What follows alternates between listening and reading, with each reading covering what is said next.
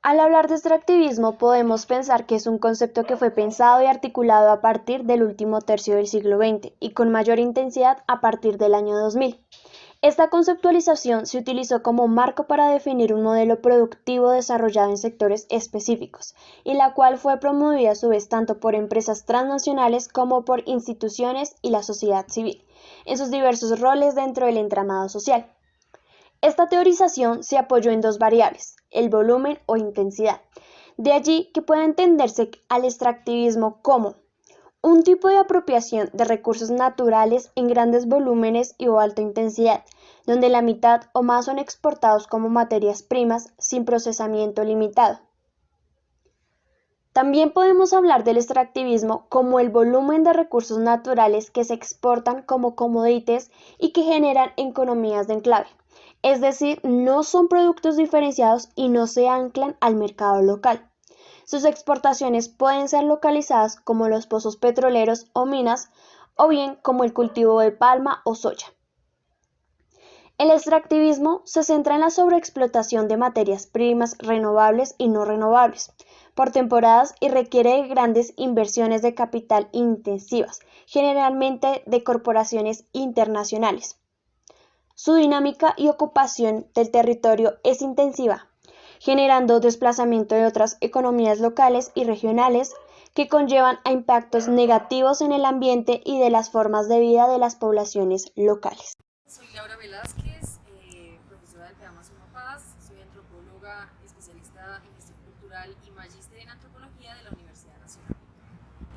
Sería importante empezar a definir que el extractivismo clásico o convencional consiste en todo este modelo de desarrollo económico que se encuentra sustentado en la extracción de recursos naturales, sean renovables o no renovables, y que, digamos, son extraídos por empresas multinacionales con muy poca intervención estatal. Desde esa perspectiva, el mercado es quien regula los precios y la manera como se distribuye la riqueza, pero en este modelo, digamos que las ganancias en su mayoría son eh, exportadas, ¿sí? Están destinadas al mercado internacional. Eso genera unos ciertos lazos de dependencia entre las economías latinoamericanas, de manera particular si nos enfocamos en Colombia, con las potencias económicas del mundo, generando relaciones asimétricas. Pero bien, ¿de dónde surge este término? Las actividades económicas y los modelos sociales a los que se refiere el extractivismo tienen una larga historia en el continente latinoamericano, iniciando con la conquista. La modalidad de acumulación extractivista estuvo determinada por las demandas de los centros metropolitanos del capitalismo naciente. Unas regiones fueron especializadas en extracción y producción de materias primas, es decir, bienes primarios, y otras se desempeñaron en la creación de manufactura. Las primeras exportan naturaleza, la segunda la importan, entendido como la edición internacional colonial imperial de la mano de obra en la naturaleza. Solo después de la Segunda Guerra Mundial, este papel en la edición internacional del trabajo y la naturaleza empezó a ser cuestionado seriamente. Se reconocieron implicaciones del constante deterioro de los términos de intercambio entre el precio de los bienes primarios que se exportan y los bienes industriales que se importaban. La Comisión Económica para América Latina promovió la industrialización del continente a través de la sustitución de importaciones. En la década de 1970 cambió nuevamente con las dictaduras militares, la crisis de la deuda de los años 80 y la imposición de las políticas de ajuste neoliberales del Consenso de Washington. El camino a la industrialización fue en gran medida abandonado y la tradición de la teoría de las ventajas comparativas fue de nuevo utilizada. Concentrarse en lo que el continente hacía mejor, producir como élites y así iniciando el sometimiento del continente durante las siguientes décadas a las exigencias del capital transnacional. En Colombia hemos manejado, digamos, el modelo extractivista convencional. A diferencia de otros países latinoamericanos como Ecuador, Venezuela, Bolivia, que tuvieron en los últimos años gobiernos de carácter progresista que sí han planteado políticas de corte neoextractivista. Entonces, ¿eso qué implica? Eso implica que en Colombia, digamos, si nos concentramos por lo menos en los hidrocarburos, en el petróleo y la minería, eh, ha habido muchas ventajas para que exista una inversión directa extranjera en ese proceso de explotación y de extracción, pero digamos que lo que ha ocurrido es que esa baja participación e intervención del Estado incide de manera negativa en los territorios en donde se desarrollan estos proyectos específicos, ¿no? Pero bien, existen tres sectores principales en la extracción de recursos y capital extractivo. Uno se centra en la extracción de combustibles fósiles, petróleo y gas, la cual es una industria de gran importancia para México, que nacionalizó la industria petrolera desde la década de 1930. Bolivia, que con las segundas mayores reservas de gas natural de la región, decretó que los recursos minerales del país y las reservas de gas natural y petróleo pertenecen al pueblo y no pueden ser alineados, vendidos o cedidos a empresas multinacionales que dominan el sector extractivo y las industrias relacionadas. Ecuador, que pasó de la exportación de banano a la exportación de petróleo en los años 1980 y 1990. Su desarrollo nacional hoy depende de la extracción de petróleo. Venezuela, donde en la actualidad el 95% de los ingresos de exportación provienen de la extracción y exportación de petróleo. El segundo sector se relaciona con la extracción de minerales industriales y metales preciosos, oro y plata. Una antigua industria que se remonta a 500 años de la conquista. No obstante, adquirió mayor importancia en las últimas décadas con la forma de minería a cielo abierto, particularmente en países mineros tradicionales como Chile, Perú y Bolivia, pero también en Argentina, Colombia, México y Brasil, el mayor receptor de inversiones directas extranjeras que buscan recursos.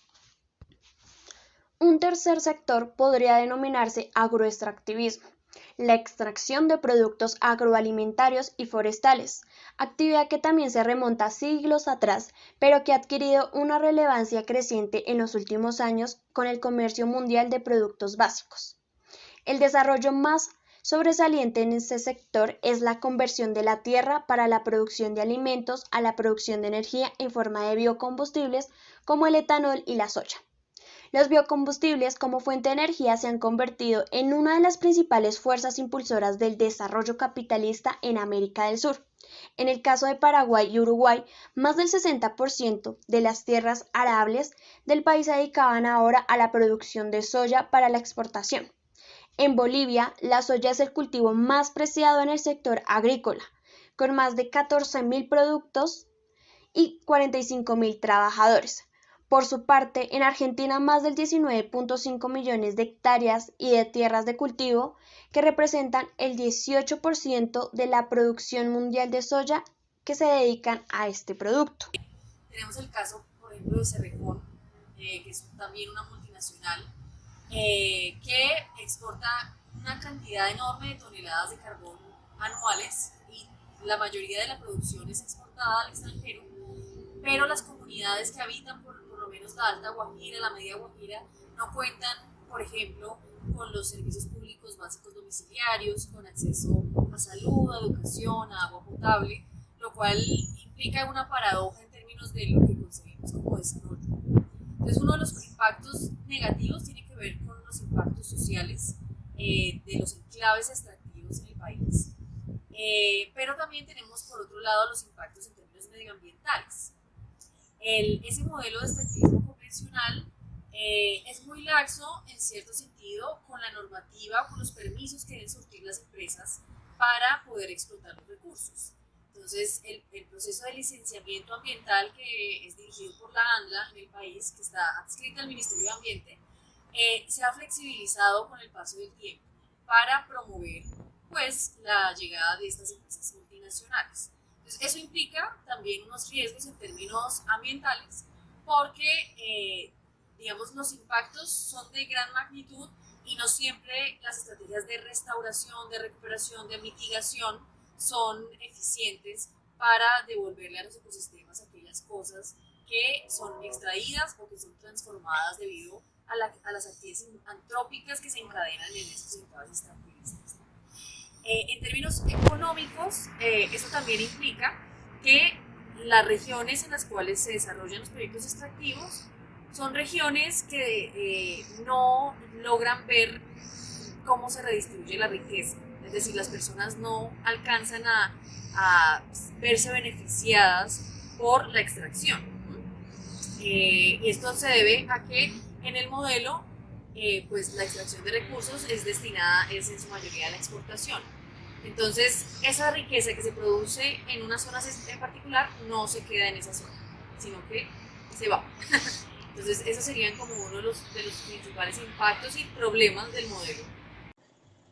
El término neoextractivismo es un término que adoptaron los gobiernos progresistas de América del Sur en el siglo XXI. Sus bases se sentaron en el extractivismo convencional, al igual que este último, el neoextractivismo busca que la economía se base en actividades de explotación natural para la obtención de recursos naturales sin procesar, principalmente para la exportación.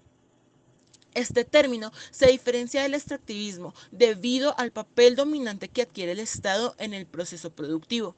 La participación del Estado puede tomar una forma directa a través de impuestos y otros mecanismos regulatorios y permite un mayor porcentaje de ingresos para el erario público. Esto es justificado políticamente ante la opinión pública como algo necesario para el progreso y en particular para captar mayores proporciones de riqueza, la cual busca ser devuelta a la sociedad como programas sociales y otras actividades públicas que dan a los gobiernos cierto grado de legitimidad. Pese a esta diferencia con el extractivismo, se repiten nuevamente los impactos sociales, ambientales y degenerativos. Si esto se contabilizara en dinero, desaparecerían muchos de los beneficios económicos que esas actividades buscan aportar. El neoextractivismo es parte de un desarrollismo sudamericano contemporáneo por excelencia, donde los mitos de progreso y desarrollo se mantienen bajo una nueva mezcla cultural y política. Así pues, se observa que la mayor cantidad de males que carga el extractivismo se presentan en el neoextractivismo. Sus características principales son manejar la exportación de bienes primarios a gran escala. Incluye otras actividades en la minería petrolera, energía hidroeléctrica, infraestructura, monocultivos, sobreexplotación pesquera o monocultivos forestales. Es un modelo sociopolítico territorial donde el conflicto de interés alcanza la escala nacional, regional y local. Hay inmensas inversiones en mismos proyectos de empresas mineras y petroleras.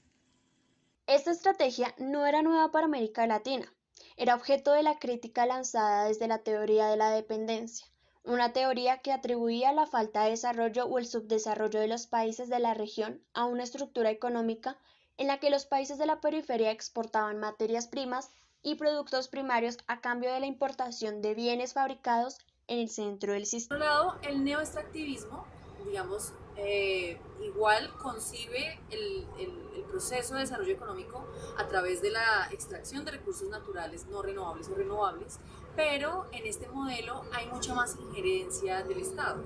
El Estado es el encargado de determinar, digamos, la carga fiscal que deben acarrear las empresas multinacionales para poder hacer la extracción, también recibe rentas por esa extracción y digamos que un poco la idea del modelo es que esa riqueza se pueda redistribuir a través de la ejecución, primero la formulación y la ejecución de políticas públicas.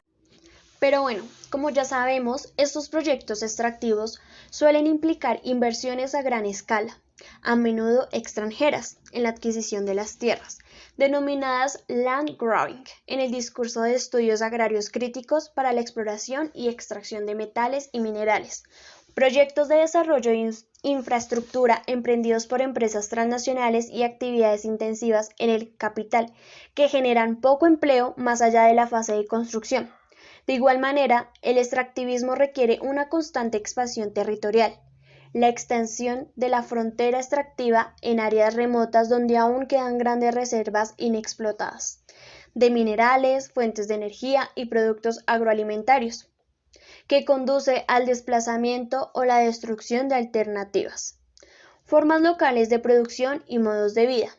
El resultado para Zampa y otros estudiosos latinoamericanos del extractivismo es la proliferación de economías de enclave y la fragmentación de territorios indígenas y campesinos mediante el despojo, una acumulación por desposesión. Que contemporáneamente tenemos el sector minero, de hidrocarburos, pero considero que en cierta medida también ha habido unas lógicas de extractivismo ligados a otro tipo de recursos naturales como el agua, ¿no? Digamos la manera como nosotros nos relacionamos con el agua y cómo el agua también entró a ser parte del mercado al ser concebida como un bien que se puede transaccionar. Sin embargo, desde mi perspectiva, como les digo, yo considero que es más útil analíticamente hablar de múltiples extractivismos, no tanto extractivismo y no extractivismo, porque es una lógica de desarrollo que se ha venido, digamos, consolidando en nuestro país, en Colombia, probablemente desde el periodo colonial. Con la llegada de los españoles se transforman de manera profunda las formas de producción indígena, se integran grandes extensiones de monocultivos, de cebada, de trigo, y en algún sentido también se empieza a pedir tributación por parte de la población indígena, lo cual digamos deviene en como una dinámica extractivista del oro, por lo menos, ¿no? En un principio. Luego, con toda la diáspora africana y el comercio de esclavos, también podríamos hablar de un extractivismo, en donde incluso las personas son concebidas como objetos que se pueden vender y comprar. Más adelante, en los siglos posteriores, el auge del tabaco, de la quina, la economía cauchera, también todas ellas operan bajo la lógica extractivista, a pesar de que los contextos en los cuales se desarrollaron en términos políticos y económicos han variado mucho. También, por ejemplo, no sé si ustedes sabían que más o menos en el siglo XIX también hubo un auge en la extracción de orquídeas. Se tumbaban vastas hectáreas y, digamos, terrenos de árboles para obtener orquídeas y que estas fueran llevadas a Inglaterra, no como materias primas esta vez, sino como bienes de prestigio. Antecedente del extractivismo en América Latina es la colonización, en donde los países europeos extraen principalmente oro y plata, pero también materias primas del sector agropecuario y en la naturaleza, explotando la amplia geografía latinoamericana. Póstumo a esto, el modelo económico que predomina a partir de los movimientos independentistas en América Latina fue el modelo primario exportador, el cual culmina en el periodo denominado entreguerras. Este modelo abarcó tanto los sectores agropecuarios como el minero y predomina el capital extranjero y la dependencia al mismo a corto plazo de los precios internacionales, mientras que a largo plazo depende de la naturaleza y las tasas de crecimiento de las exportaciones en el mercado.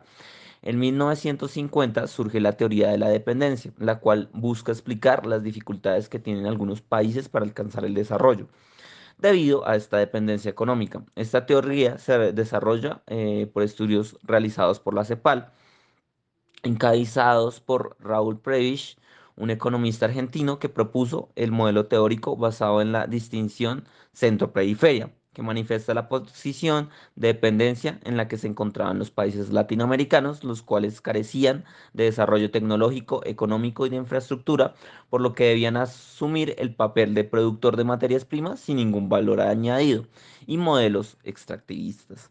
En el siglo XX, debido a la Gran Depresión y pues las guerras mundiales, las cuales dieron una crisis sucesiva en las economías latinoamericanas, exportadoras y monoproductoras vinculadas a un mercado internacional, debido a las abruptas tasas que hubo en las exportaciones de productos primarios. Esto produjo un retroceso en los ingresos, desempleo masivo y disminución en los salarios, lo cual llevó a que los gobiernos tuvieran que adoptar medidas para defender su mercado interno de la crisis externa, como lo fue el control y la restricción de importaciones. Esto generó cambios a nivel económico, político y social que posibilitaron el proceso de industrialización en la región y la entrada al vigor del nuevo modelo denominado industrialización por sustitución de importaciones, ISI.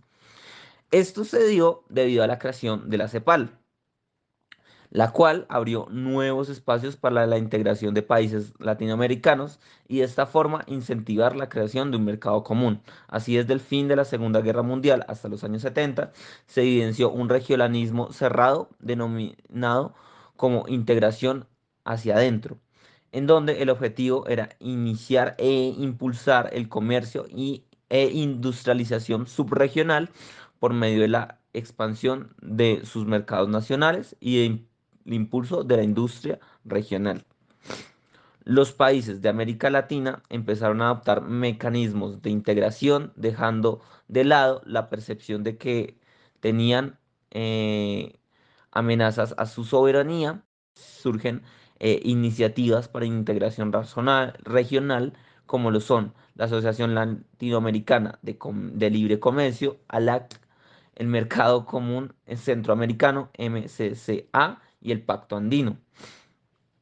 Luego de esto surgió la teoría, también a partir de la CEPAL, del postdesarrollo, el cual a partir de los 70, 60 se manifiesta el descontento al desarrollo a causa de los fracasos producidos por este discurso, promovido por las instituciones internacionales.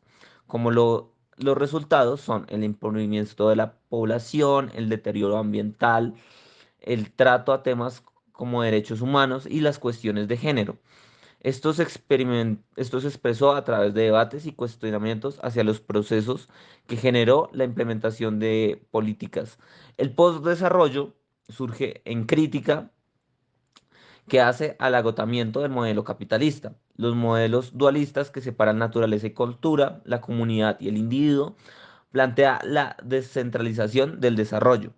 De esta forma, es un espacio para que surjan otros pensamientos, prácticas y posibilidades de vivir en sociedad, lo cual pueda estar fundamentado en cosmovisiones relacionadas que conciban todo lo que existe como un todo que no merezca ser separado, es decir, que incluya lo humano y lo no humano de manera conjunta. Por lo tanto, propone una configuración y transformación no solo de la sociedad, sino también del conocimiento moderno dominante, lo que predomina como deconstrucción, cuyo objetivo es reconocer el papel y la importancia de los saberes y las prácticas que han sido relegados e invalidados a lo largo de esta historia reciente por no tener un carácter científico.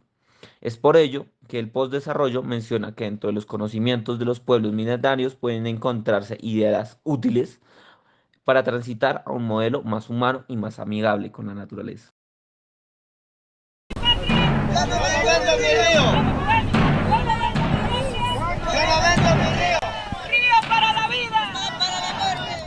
Yo les puedo hablar un poquito más acerca de la crítica, también por el ámbito en el cual me muevo yo, las ciencias humanas.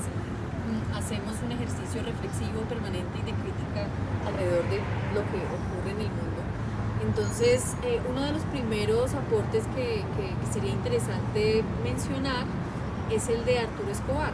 Arturo Escobar es también antropólogo colombiano y que empieza a desarrollar toda una teorización en torno al postdesarrollo y al concepto de desarrollo en sí mismo, es decir, cómo hemos naturalizado el concepto de desarrollo y cómo ese concepto en cierta medida lo que ha logrado es reproducir esas relaciones asimétricas entre países a nivel global. También tenemos a la profesora Astrid Ulloa, que ella es profesora acá de la universidad, y ellos han hecho ya numerosas publicaciones sobre estudios de caso concretos en donde se han visto afectadas comunidades, ecosistemas y digamos también ciertos valores sociales y culturales en torno a los territorios que son interesantes de anotar y que tienen que ver también con la configuración de geopolíticas y poderes y digamos lucha de poderes entre entidades estatales, pero también el sector privado y las propias comunidades. Entonces yo creo que esos debates lo que nos han permitido es plantearnos también cómo pensar de manera distinta el desarrollo. Hay algunas apuestas que hablan sobre la nueva ruralidad como una forma de desarrollo que, digamos, cambia la manera como vemos lo rural o el campo, simplemente como una área geográfica, un espacio que produce alimentos o materias primas y ver cuáles son también sus otras potencialidades, ¿no? Incluso en la articulación entre lo rural y lo urbano. Eso sería algo que surge también de la crítica a esas visiones de desarrollo que no han logrado suplir las necesidades básicas de las poblaciones en términos de pobreza, acceso a educación, ¿no? Crecimiento económico. Entonces, esas serían como algunas propuestas que son de mucho interés para analizar. Dentro de los desarrollos de extractivismos vinculados al sector agropecuario, en los cuales están inmiscuidas carreras como la de medicina veterinaria, la agronomía, la zootecnia, las ciencias forestales y demás, tenemos todas estas actividades específicas en la obtención de derivados de productos animales necesarios para el desarrollo del país, en los cuales intervienen factores ambientales, técnicos y socioeconómicos. En Colombia encontramos distintas explotaciones ganaderas, dentro de las cuales están la industria porcina, la ovina, la avicultura, y por la diversidad territorial y cultural en el país existen otras producciones menos convencionales, como lo son la cunicultura, la cuyicultura y la apicultura, entre otras. Dentro de también las que encontramos comercios menos regulados, extractivismos menos regulados, como lo son las carnes de montes. La inversión en el sector pecuario conlleva la obtención de materias primas, como la piel, la leche, la carne, los huevos, la lana, la grasa, la miel, los cuales serán utilizados para el consumo directo o como materia para la agroindustria con fines comerciales. En 2019, el sector agropecuario nacional representó un 6,4% del PIB. A su vez, el sector pecuario contribuyó con un 28,9 en el marco específico de la ganadería de bovinos, la cual es una de las actividades agropecuarias de mayor importancia en Colombia. Se estima que participó con el 4,7% del PIB pecuario y que generó cerca de 810.000 empleos directos, según el DANE. En términos de uso del suelo, el pastoreo del ganado está ampliamente extendido en el país.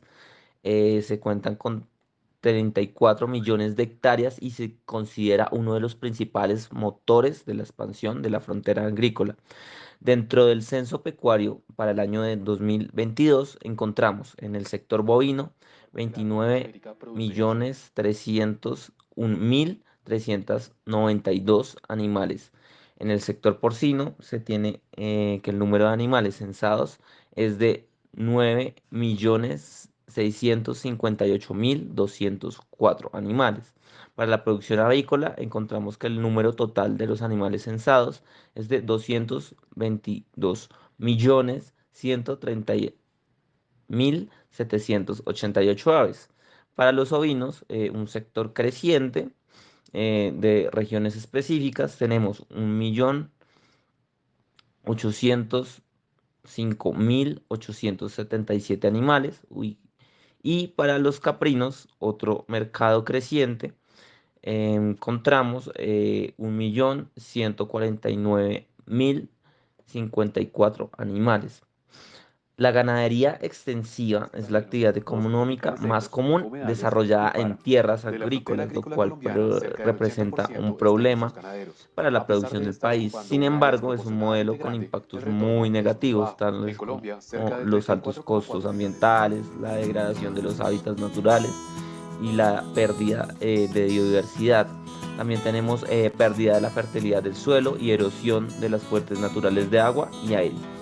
Deforestación, contaminación. Considerando estas pérdidas, el Estado no ha presentado suficiente atención para la mitigación de este problema. Una herramienta importante para identificar y prevenir los daños ambientales causados por la ganadería extensiva es la evaluación de impacto ambiental que tiene esta y cualquier producción agropecuaria, cuya aplicación e implementación puede hacerse más efectiva mediante el uso de herramientas legislativas.